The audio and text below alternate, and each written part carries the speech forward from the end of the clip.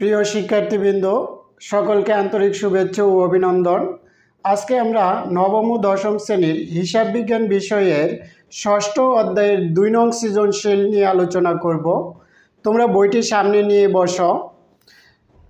বলছে Bahauddin and sons 2017 সালের মে মাসের লেনদেন সমূহ নিম্নরূপ।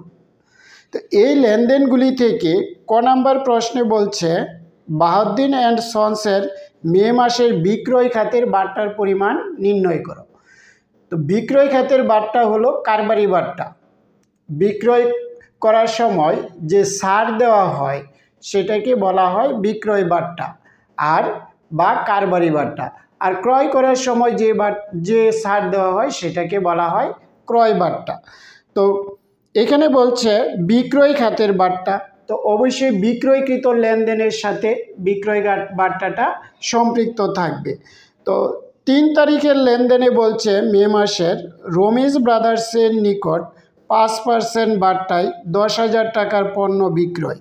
তাহলে 5% বাট্টায় 10,000 টাকার পণ্য বিক্রয়, এখানে আমাদের বাট্টা আছে কারবারি বাট্টা। আবার আছে 10 তারিখ 5% বাট্টায় শাহাদাত অ্যান্ড সন্সের নিকট শাহাদাত অ্যান্ড কুংয়ের নিকট 9,000 টাকার পণ্য বিক্রয়।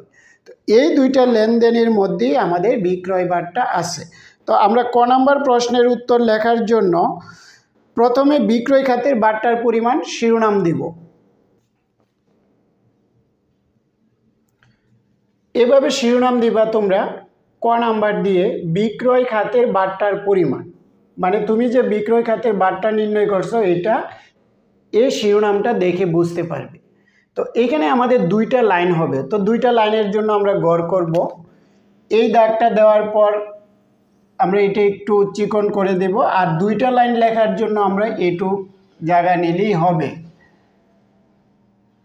তাহলে টাকার গড় থাকবে 2টা, একটা টাকার গড়, 2টা টাকার গড়, আর একটা থাকবে তারিখ। আমরা এখানে লিখব তারিখ, বিবরণ, আর এখানে হবে 2টা ঘরেই আমরা টাকা লিখব। টাকা 2017 সালের কোন মাসে? আমরা মে মাসের 3 তারিখে আমাদের বিক্রয় বাট্টা আছে। এখানে লিখব মে 3, শুধু বিক্রয় বাট্টা লিখবা, আর কিছুই লেখার দরকার নাই। তোমরা এখানে বর্ণনা ইতিহাস লিখবা না, রমিজ ব্রাদার্সের নিকট বিক্রয় এই কথা না লিখে শুধু লিখবা বিক্রয় বাট্টা। এবার বাট্টা কত টাকা আমাদের বের করতে হবে। কত টাকা বিক্রি করছি? 10,000 টাকা। তো 10,000 টাকার কত পার্সেন্ট হবে? বলছে 5%। তোমাদের বইয়ে বলা আছে 5%।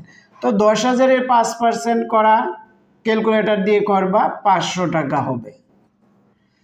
আবার মে মাসের 10 তারিখে দেখো আবারও বিক্রয় বাট্টা আছে, এখানেও বিক্রয় করছে, এখানেও লিখবা বিক্রয় বাট্টা। বাট্টা কত টাকার পণ্য বিক্রি করা হয়েছে? 9,000। 9,000 টাকার যদি 5% করো তাহলে হবে 450 টাকা। এবার যোগ করে দিবা, যোগ করলে হবে 950 টাকা, ক্লোজিং করে দিবা। এভাবে আমরা অঙ্কটা করব। গড় করাটা খুবই একটা ইম্পর্টেন্ট বিষয়। তোমরা গড় করার জন্য আগে প্রশ্নটা পড়ে যখন গড় করবা তাইলে কিন্তু তুমি জানো কতটুকু গড় লাগবে, তখন এইভাবে অনুযায়ী গড়টা করবা। এই 2টা দাগ দেওয়ার পর অবশ্যই নিচের দাগটা দিয়ে নিবা, তাহলে তোমাদের সময়টা কম লাগবে। খ নং প্রশ্নে বলছে তোমাদের যে উপযুক্ত লেনদেনের ভিত্তিতে, মানে এই মে মাসের যে লেনদেনগুলি দেওয়া আছে এগুলিকে বলছে উপযুক্ত লেনদেনগুলি, এগুলির ভিত্তিতে বিক্রয় জাবেদা প্রস্তুত করো। তাইলে আমাদেরকে জানতে হবে বিক্রয় জাবেদায় কোন ধরনের লেনদেন লিপিবদ্ধ হবে। তাহলে দেখো বিক্রয় জাবেদায় সকল বাকিতে পণ্য বিক্রয় লিপিবদ্ধ করা হয়, মানে সকল বাকিতে পণ্য বিক্রয়। ক্রয় কিন্তু বিক্রয় জাবেদায় লেখা যাবে না, শুধু পণ্য বিক্রয়। আমি বারবার বলছি পণ্য বিক্রয়, কোনো সম্পদ বিক্রয় করলে লেখা যাবে না, শুধু পণ্য বিক্রয় করলে লেখা যাবে। তাহলে এই বিষয়টা যদি জানা থাকে তাহলে আমাদের অঙ্ক করা সহজ হবে। তাহলে পণ্য বিক্রয় আমরা জানি 3 তারিখে রমিজ ব্রাদার্সের নিকট পণ্য বিক্রি করছে, আবার 5 তারিখেও শাহাদাত অ্যান্ড কুংয়ের নিকট পণ্য বিক্রি করছে, বাকিতে বিক্রি করছে, আবার বলছে বাকিতে পণ্য বিক্রয়। তো 3 তারিখের লেনদেনটা দেখো, রমিজ ব্রাদার্স নাম আছে, কোনো নগদ এবং ব্যাংক উল্লেখ নেই। আবার 10 তারিখে শাহাদাত অ্যান্ড কুংয়ের নিকট 9,000 টাকার পণ্য বিক্রয়, এটাও বাকিতে বিক্রয়, এখানেও নগদ কথা বলে নাই। তাহলে এই দুইটা লেনদেনই আমাদের বিক্রয় জাবেদায় লিখতে পারবো। সব সময় মনে রাখবা বাকিতে পণ্য বিক্রয় বিক্রয় জাবেদায় লিপিবদ্ধ করতে হয়। এবার আমি বিক্রয় জাবেদার গড়টা কিভাবে করবা সেই নিয়মটা আমি দেখাবো। তোমরা এদিক দিয়ে মার্জিনের জায়গা রেখে দিবা, মার্জিনের জায়গা রেখে তারপরে গড় করা শুরু করবা। এই দাগটা একটু মোটা নিবা, আমি একটু মোটা করে নিলাম। এবার যেহেতু 2 লাইন আমরা জানি, আমি 2 লাইনের জন্য যেটুক জায়গা দরকার এটুক নিব। এইদিকে দাগ দিব, এইখানে একটা তারিখ থাকবে, এইখানে থাকবে আমার আরেকটা গড়। এই জায়গাটায় একটু বেশি লাগবে, আমার জাবেদা লিখতে হবে। তারপরে নিলাম সূত্র, চালান নং, তারপরে আসবে শর্ত। বিক্রয় জাবেদায় সাধারণত শর্ত যদি না থাকে তাহলে শর্ত না দিলেও হবে, তো আমি দিয়ে দিলাম। এবার গড়টা পূরণ করা, আমরা যদি গড় পূরণ করতে না পারি তাহলে কিন্তু অঙ্ক পারলেও দিতে পারবো না। তাহলে দেখো, আমরা একটু আগে পড়েছিলাম যে সকল বাকিতে পণ্য বিক্রয় বিক্রয় জাবেদায় লিপিবদ্ধ করতে হবে। তাহলে সকল বাকিতে পণ্য বিক্রয়, বাকিতে পণ্য বিক্রয়ের জাবেদা কি হয়? দেনাদার হিসাব, বিক্রয় হিসাব, অথবা প্রাপ্য হিসাব, বিক্রয় হিসাব। দেনাদার হিসাব ডেবিট হবে আর বিক্রয় হিসাব ক্রেডিট হবে। এখানে লিখবো আমরা দারে বিক্রয়ের জাবেদা, দেনাদার হিসাব ডেবিট, বিক্রয় হিসাব ক্রেডিট, পরে থাকবে সূত্র, এরপরে থাকবে চালান নং, এইখানে লিখবা চালান নং, তারপরে আসবে শর্ত মানে বিক্রয় শর্ত। এবার এই জায়গাটা কি লিখবো? দেনাদার কোন দিকে আছে? ডেবিট দিকে, এই কারণে এইখানে হবে ডেবিট হিসাব খাত।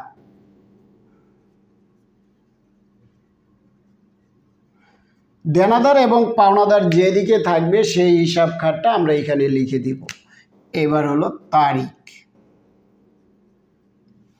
হয়ে গেল আমাদের গড় পূরণ করা। এই গড় পূরণ করাটা ভালো করে শিখে নিবা। এবার আমাদের 2017 সালের মে মাসের 3 তারিখের লেনদেনটা বাকিতে বিক্রয়, কার নিকট বিক্রি করছে?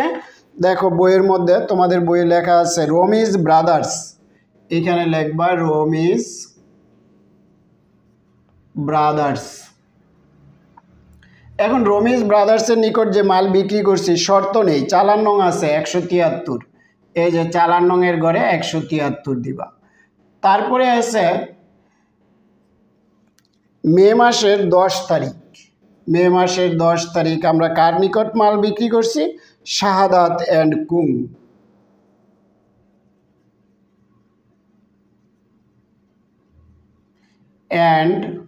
কুং, এর নিকট আমরা মাল বিক্রি করলাম। এখানেও শর্ত নাই, চালান নং আছে 174, 100-7-4-74। এবার আমরা বের করব কত টাকার মাল বিক্রি করছি রমিজ ব্রাদার্সের নিকট, এটা আমরা রাফে করে দিব। এখানে লিখবা মে 3 কি বিক্রি করছি আমরা? 10,000 টাকার মাল, সরাসরি বলা আছে যে 10,000 টাকার মাল বিক্রি করা হয়েছে। তো এটার উপর আবার বলছে কারবারি বারটা আছে 5%। তো কারবারি বারটা আমাদের বের করার জন্য কি করব? এই 10,000-এর হবে গুণ 5%। এবার কোনো খরচ থাকলে আমরা যোগ দিব। দেখো পরিবহন খরচ ধরা হয়েছে 1,000 টাকা, তাহলে এখানে পরিবহন খরচটা 1,000 যোগ দিয়ে দিবা। এবার 10,000 বিয়োগ, এটার 5% করলে হবে 500 আর যোগ আসবে 1,000। সমান এটা যোগ করলে 11,000, 11,000 থেকে 500 বিয়োগ করলে হবে 10,500 টাকা। এই 10,500 টাকা এই 3 তারিখের বরাবর লিখবা 10,500, মাঝামাঝি লিখলে সুন্দর হবে। এবার শাহাদাত অ্যান্ড কুংয়ের নিকট আমরা যে মাল বিক্রি করছি কত তারিখ? 10 তারিখ, এটা বের করব। 9,000 টাকার মাল বিক্রি করা হয়েছে, 5% বাট্টা, এটার মতোই আমরা করব। 9,000 বিয়োগ 9,000-এর 5%, 9,000 গুণ 5%। এখানেও খরচ আছে, দেখো 500 টাকা তোমাদের প্যাকিং চার্জ আছে, তাইলে এই 500 টাকা এখানে যোগ দিয়ে দিতে হবে। 9,000-এর যদি আমি 5% করি 450 হবে, আর যোগ যদি 500 দেই তাইলে আমাদের রেজাল্টটা হবে কত? ক্যালকুলেটর দিয়ে করে নিবা।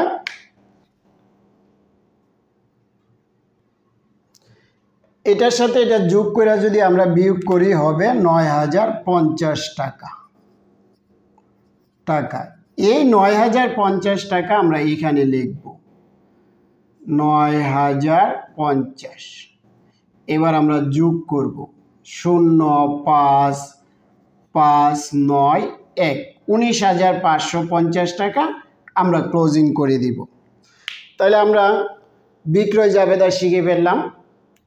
তোমরা একটু ভালো করে করবা যাতে ভুল না হয়।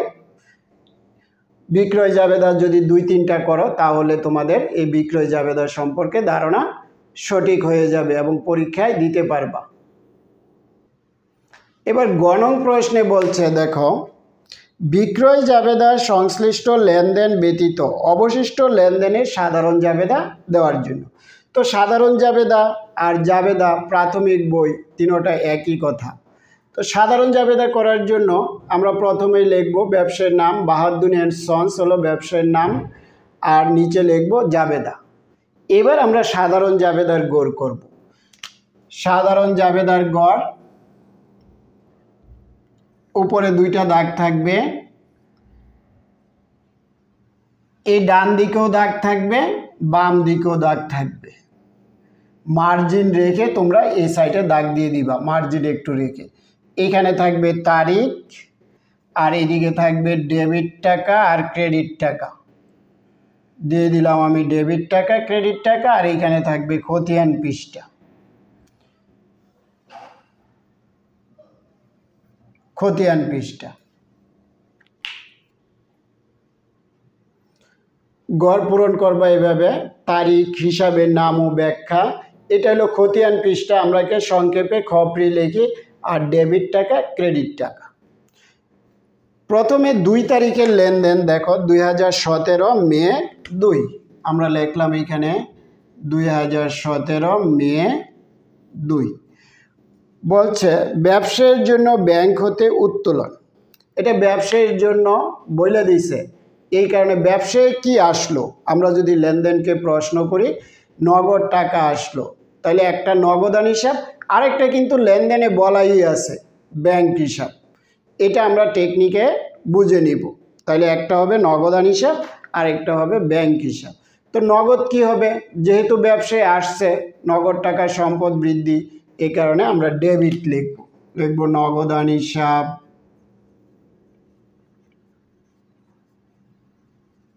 আরেকটা ব্যাংক হিসাব,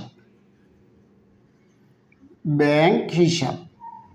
তো নগদ সম্পদ বৃদ্ধি এই পাশ থেকে লিখবা, আর ব্যাংক সম্পদ হ্রাস ক্রেডিট। ব্যাখ্যা দিবা ব্যবসায়ের জন্য ব্যাংক থেকে উত্তোলন, ব্যবসায়ের জন্য ব্যাংক থেকে উত্তোলন, এটা ব্যাখ্যায় দিয়ে দিবা। আর নগদ ডেবিট, ব্যাংক ক্রেডিট। আমি দেখো ক্রেডিটটা একটু জায়গা ছাড় দিয়ে লিখেছি, তোমরা এইভাবে লিখবা।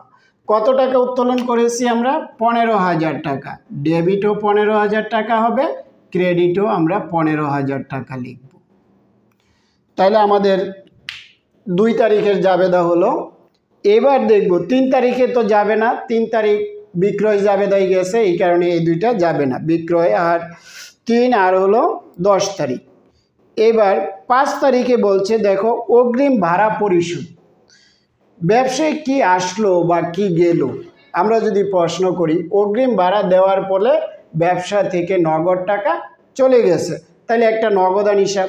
আরেকটা আমার লেনদেনের মধ্যেই লেখা আছে অগ্রিম ভাড়া হিসাব, তারিখ হবে 5 তারিখ, মে মাসের 5।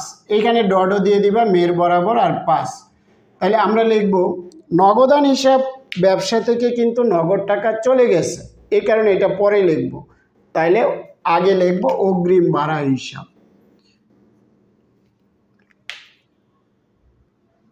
তাহলে অগ্রিম ভাড়া পরিশোধ, অগ্রিম ভাড়া ডেবিট, নগদান হিসাব ক্রেডিট, আর ব্যাখ্যা দিবা অগ্রিম ভাড়া পরিশোধ। আমরা কত টাকা অগ্রিম ভাড়া দিছি তোমাদের বইয়ে লেখা আছে 3000 টাকা। তো 3000 টাকা অগ্রিম ভাড়া, 3000 টাকা ডেবিটও লিখবা, 3000 টাকা ক্রেডিটও লিখবা। তাইলে আমরা পেয়ে গেলাম 5 তারিখের জাবেদা। এবার 8 তারিখের জাবেদায় বলছে দেখো পণ্য ক্রয় বাবদ চেক প্রদান। পণ্য ক্রয় থাকলেই প্রথমেই প্রশ্ন করবা এটা কি নগদে ক্রয় না বাকিতে ক্রয়। তাহলে পণ্য ক্রয় করে যেহেতু চেক প্রদান করা হয়েছে, এটা আর বাকি রইল না, এটা নগদ হয়ে গেল। তাহলে চেকের জন্য আমরা লিখব ব্যাংক হিসাব, আর পণ্যের জন্য ক্রয় হিসাব। তাহলে ব্যাংকের টাকা হ্রাস পেয়েছে, আমরা ক্রয় করেছি, তাহলে ব্যাংক হিসাব পরে লিখব, তাহলে ক্রয় হিসাব আগে লিখব। আমাদের তারিখটা হলো 8 তারিখ। ক্রয় হিসাব, আরেকটা হলো ব্যাংক হিসাব। ক্রয় হিসাব ব্যয় বৃদ্ধি ডেবিট, আর ব্যাংক হিসাব সম্পদ হ্রাস ক্রেডিট। আমরা কত টাকার পণ্য ক্রয় করেছি চেকে? 7000 টাকা। তো 7000 টাকা আমরা ডেবিট দিব, 7000 টাকা আমরা ক্রেডিট দিব। তাহলে ব্যাখ্যা দিব কি ক্রয় করে চেক প্রদান, বা পণ্য ক্রয় করে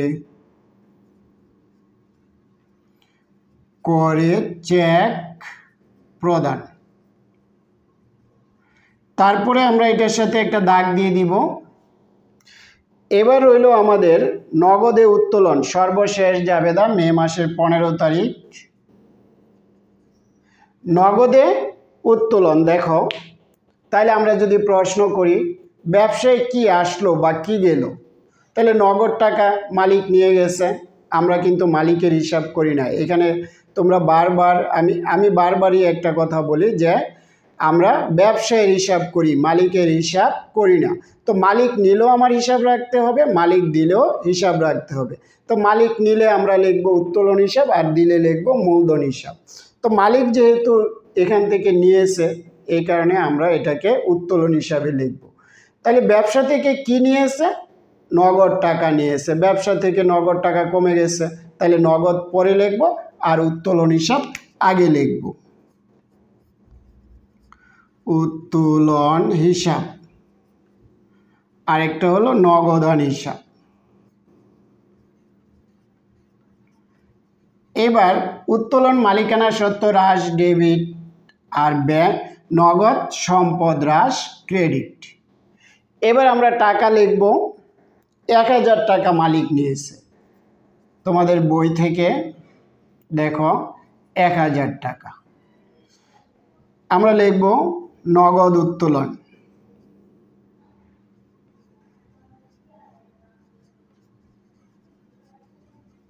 নগদ উত্তোলন। এবার দাগ দিয়ে দিলাম, আমার জাবেদা শেষ। এবার যোগ করতে হবে, যোগ করবা 15 × 3 = 18, 18 আর 1 = 19, 19-এর সাথে হবে 26,000। এই যে যোগফল 26,000, দুই দিকেই 26,000 হবে, দুই দিকের টাকা সমান হবে। কারণ কি আমরা যত ডেবিট করেছি তত টাকাই ক্রেডিট করেছি, এই কারণে সমান হবে। এই দাগ দেওয়ার পর তোমরা সর্বশেষ এই দাগটা দিয়ে দিবা, তাহলে তোমাদের অঙ্কটা সুন্দর দেখা যাবে। তাহলে আমরা 2 নং সৃজনশীল শেষ করলাম। ধন্যবাদ সবাইকে।